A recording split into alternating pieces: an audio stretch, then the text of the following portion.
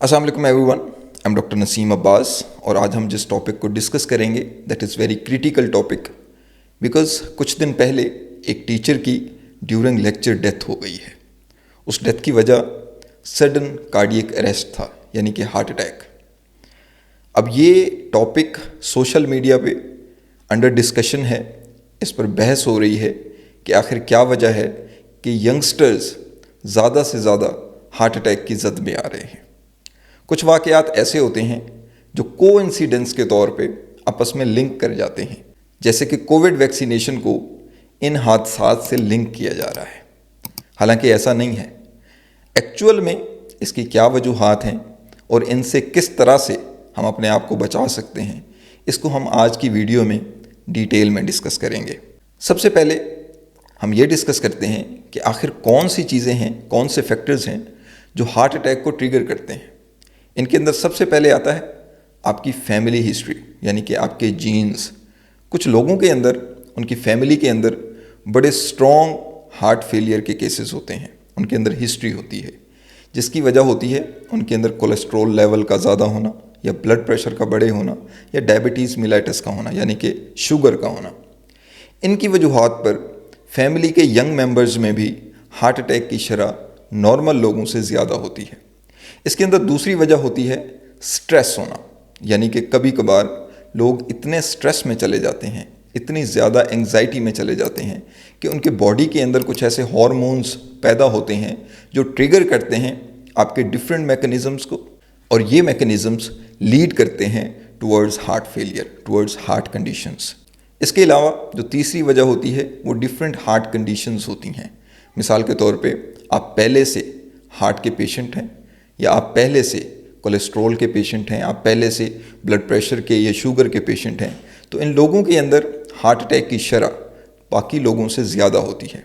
तो इसके लिए हमें क्या करना चाहिए, और नॉर्मल लोग जिनके अंदर कोई चीज़ हमें समझ में नहीं आती, यानी कि ऐसे जवान लोग जिनके अंदर पहले से कोई अंडरलाइन पैथोलॉजी मौजूद नहीं है, कोई अंडरलाइन डिजीज़ मौजूद नहीं है, अचानक से आपको हार्ट फेलियर हो जाता है, तो इस तरह की कंडीशन से बचने के लिए आखिर क्या करना चाहिए हमें।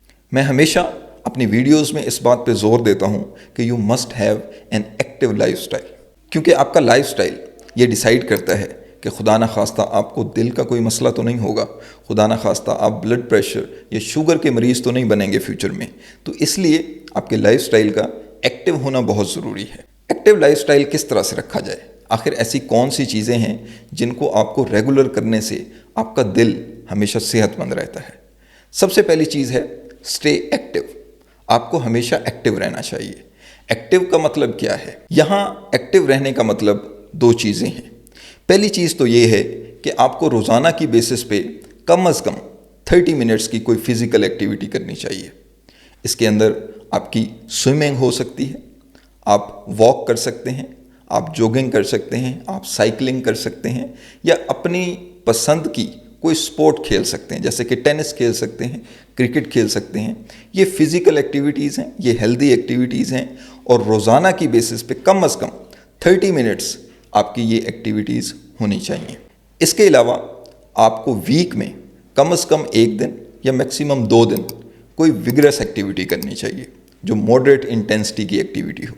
जैसे कि आपको जिम में जाना चाहिए, आपको वेट लिफ्टिंग करनी चाहिए, आपको कोई भी ऐसी एक्टिविटी करनी चाहिए जिसके अंदर आपकी पूरी बॉडी इन्वॉल्व हो। इसके अलावा जो दूसरी चीज़ आपको करनी चाहिए अपने हार्ट को हेल्दी रखने के लिए, इसको सेहतमंद रखने के लिए, वो आपकी डाइट है। आपकी डाइट बहुत मैटर करती है।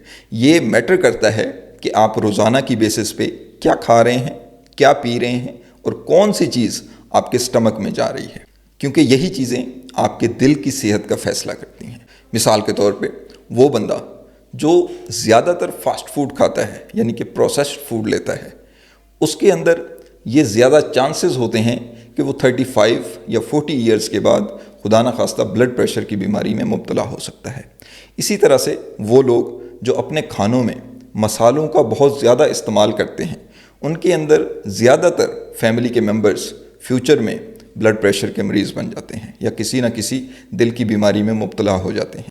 तो यहाँ हमें डिसाइड ये करना है कि आखिर हमें क्या खाना चाहिए। सबसे मेन चीज़ जो आपके दिल को चाहिए वो विटामिन्स होते हैं। जिसके अंदर मुख्तलिफ वाइटामिन होते हैं। विटामिन बी होता है, जिसके अंदर विटामिन B6 होता है, B9 होता है, B12 होता है, और इस तरह के बाकी वाइटामिन होते हैं। ये वाइटामिन आपको मिलते हैं फ्रूट्स से और वेजिटेबल से। तो इसका मतलब ये है कि आपको रोज़ाना की बेसिस पे अपने खानों में ज़्यादा से ज़्यादा फ्रूट्स का इस्तेमाल करना चाहिए और ज़्यादा से ज़्यादा सब्जियों का इस्तेमाल करना चाहिए। इसके अलावा जो मेन चीज़ होती है वो प्रोटीन है, और ये प्रोटीन जो सबसे हेल्दी सोर्स इसका होता है वो फ़िश है। तो आपको अगर प्रोटीन लेनी है तो आप फ़िश की फार्म में लें या फिर देसी चिकन की फार्म में लें। ये डाइट आपके दिल को मजबूत करती है। इसी तरह से वो डाइट मैटर करती है जो आपको नहीं लेनी चाहिए। अब कौन सी डाइट है जिससे आपको परहेज़ करना चाहिए? इसके अंदर सबसे पहले आपके मसाले हैं, आपका नमक का इस्तेमाल है। तो आप अपने खानों से जो बाहर के मसाले हैं जो धड़ाधड़ इस्तेमाल किए जाते हैं घरों में, उनका इस्तेमाल बंद कर दें या मिनिमम कर दें। इसके अलावा जो दूसरी चीज़ है जो आपके दिल को बीमार कर सकती है वो फैटी एसिड्स हैं, और ये फैटी एसिड्स मौजूद होते हैं आपके ऑयल में और आपके घी में। ये मैटर करता है कि आपके घर के अंदर कौन सा ऑयल इस्तेमाल होता है और कौन सा घी इस्तेमाल होता है। तो इस तरह के रिस्क से बचने के लिए सबसे अच्छा सोर्स होता है ओमेगा 3 फैटी एसिड्स, और ये मौजूद होते हैं आपके ऑलिव ऑयल में या आपके सनफ्लावर ऑयल में, और इस तरह के ऑयल आपको मार्केट से ईजीली अवेलेबल होते हैं। तो अपने खानों में हमेशा 3 चीज़ों का ख्याल रखें। सब्जियां और फ्रूट का इस्तेमाल करें, नमक और मसालों से आप अपनी जान छुड़ाएं, और नंबर 3 हेल्दी फैटी एसिड्स का इस्तेमाल करें, यानी कि ऑलिव ऑयल का अपने घर में खानों के दौरान इस्तेमाल करें। इसके अलावा जो तीसरी चीज़ मैटर करती है आपके दिल की हेल्थ के लिए वो आपका वेट है। आपको चाहिए कि आप एक हेल्दी वेट को मेंटेन करें। अब हेल्दी वेट डिपेंड करता है आपकी हाइट के ऊपर कि आपके लिए एवरेज हेल्दी वेट कितना होना चाहिए।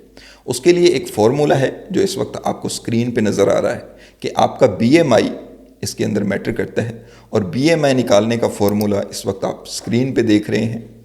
इसके मुताबिक जब आप BMI अपना निकालेंगे तो उसके बाद आप अपना आइडियल वेट निकाल सकते हैं इस दूसरे फॉर्मूले के थ्रू।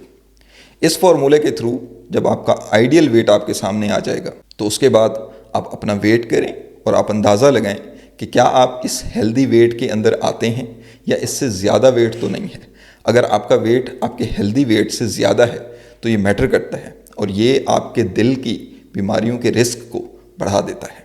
इसलिए अपने वेट को मैनेज करने की कोशिश करें, और वेट को मैनेज करने का सबसे अच्छा तरीका होता है एक्सरसाइज, कार्डियो एक्सरसाइज, और डेली बेसिस पे आपका एक्टिव रहना। अब मसला ये है कि आखिर क्यों आपके वेट को कम होना चाहिए, आखिर क्यों एक आइडियल वेट का होना ज़रूरी है।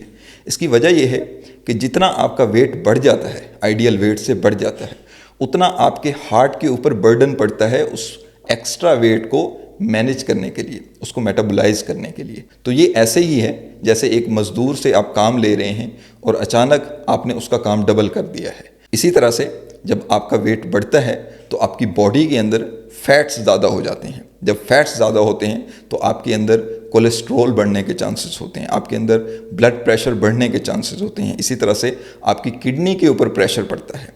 तो इन तमाम चीज़ों से बचने के लिए आपको अपना वेट मैनेज करना पड़ता है। इसलिए अपने वेट के ऊपर मेहनत करें और अपने वेट को एक आइडियल नंबर पर लेके आएँ। इसके अलावा जो चौथी चीज़ है जो ज़रूरी है आपके दिल को हेल्दी रखने के लिए, वो आपके सोशल कनेक्शंस हैं। अब अगर आपके सोशल कनेक्शंस बहुत अच्छे हैं तो आप समझ जाएं कि आप दिल की बीमारियों के रिस्क से बहुत बाहर हैं। उसकी वजह क्या है?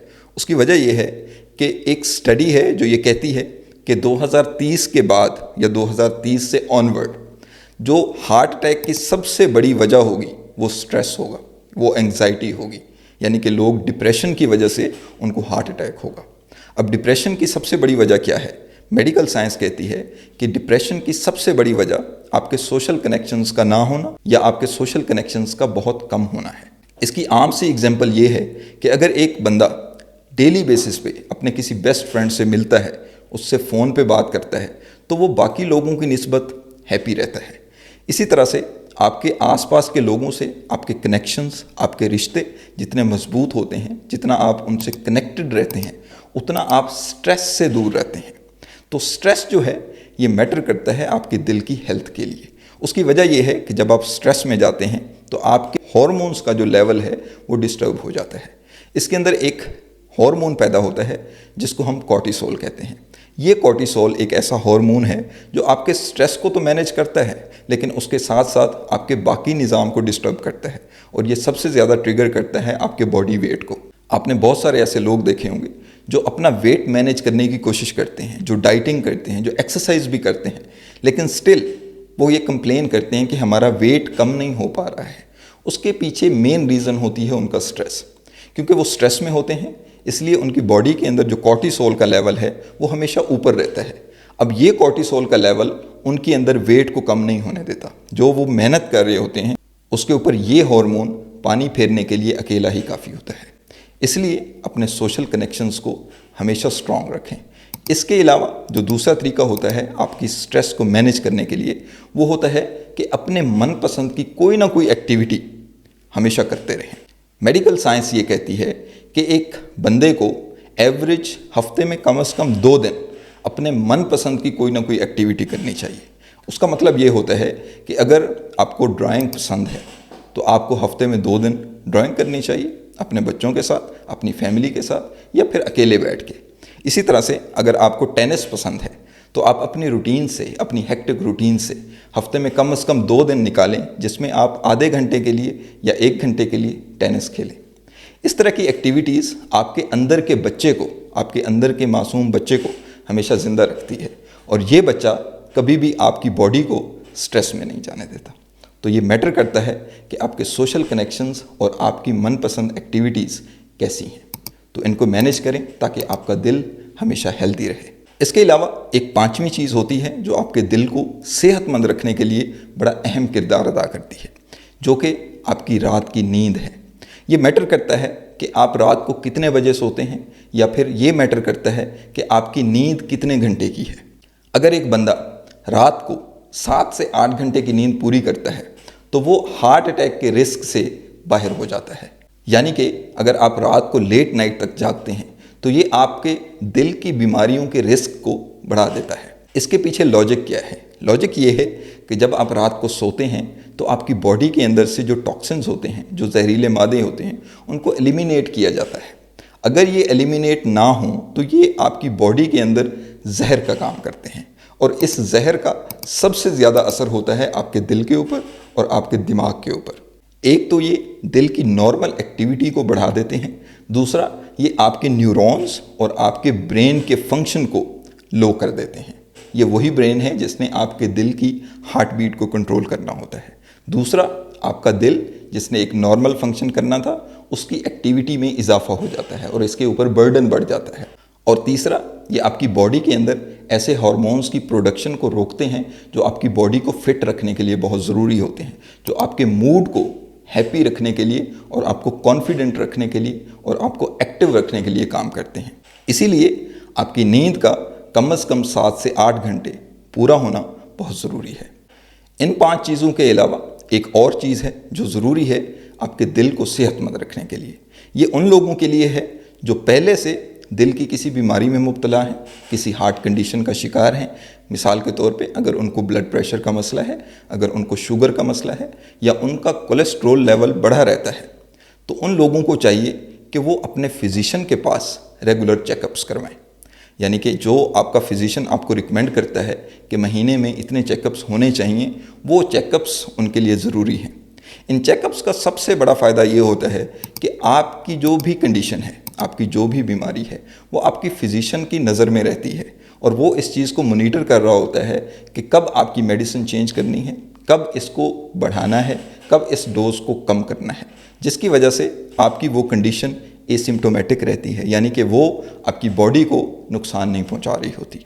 इसलिए अगर आप इन 6 चीज़ों पे अमल करते हैं तो ये सवाल ही पैदा नहीं होता कि आप खुदा ना खास्ता दिल की किसी बीमारी में मुब्तला हो जाएं, क्योंकि इन 6 चीज़ों के अंदर हर वो रिस्क कवर हो जाता है जो आपको दिल की किसी भी बीमारी की तरफ लेके जा सकता है।